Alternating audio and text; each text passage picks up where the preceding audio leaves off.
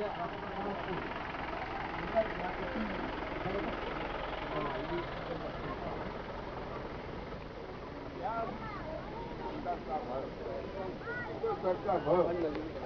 त्यसै जगमा उभिएका छौँ त्यस्तो चर्चा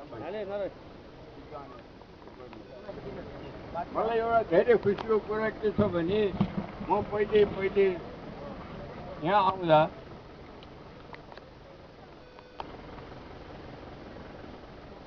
धेरै पाइले आएको छु। मैले मान्छे पछि लगाएर आउनु पर्थ्यो, उनीहरूलाई मैले इतिहास सिकाउनु पर्थ्यो। तर आज मैले धेरै विद्वानहरू अगाडि लगाएर आएको छु, उहाँहरूले नै मलाई इतिहास पढाइदिनु।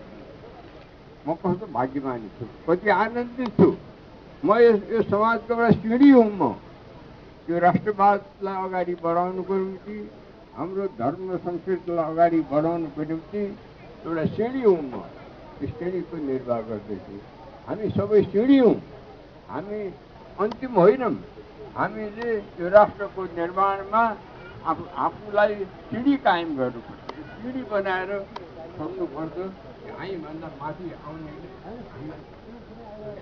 समाजको राष्ट्रको उत्थान गर्नुपर्छ।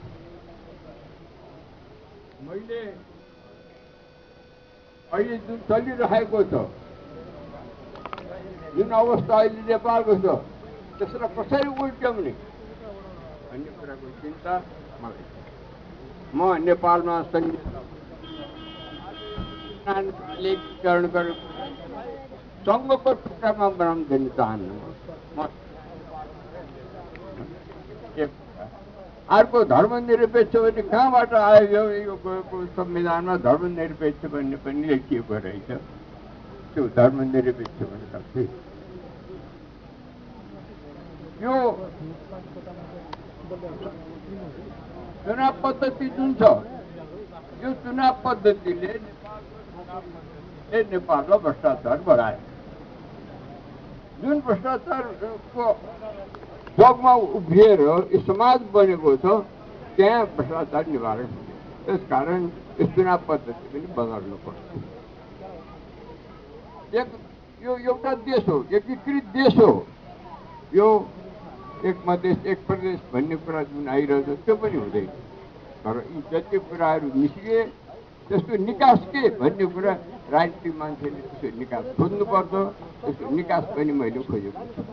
त्यसकारण म देशलाई पृथ्वीनारायण शाहले जसरी निर्माण गरेर छोड्यो, त्यसलाई कसरी अगाडि बढाउने, आउने 100 वर्ष अब कसरी के गर्ने, आउने 100 वर्षको योजना मसित छ। त्यसको निम्ति म राष्ट्रवादको शङ्खघोष गर्नको लागि आज त्यो ठाउँमा उभिएको छु। र म तपाईँहरू सबैसित निवेदन गर्न चाहन्छु, कुनै सन्देश अगाडि बढाउनुको निम्ति ठुलो समूह चाहिँदैन, सानो समूह भए पनि पुग्छ। त्यो सन्देश मेरो निवेदन नेपाली जनताको आकाङ्क्षा हो। मेरो मात्रै होइन, मेरो कुरा होइन, यो नेपाली जनताको आकाङ्क्षा हो। मैले जे बुझेको छु त्यो निवेदन गर्छु। आउने 100 वर्षसम्म अब नेपाल कस्तो हुनेछ भन्ने कुराको एउटा खाका पेश गर्न चाहन्छु। हेर्नुहोस्,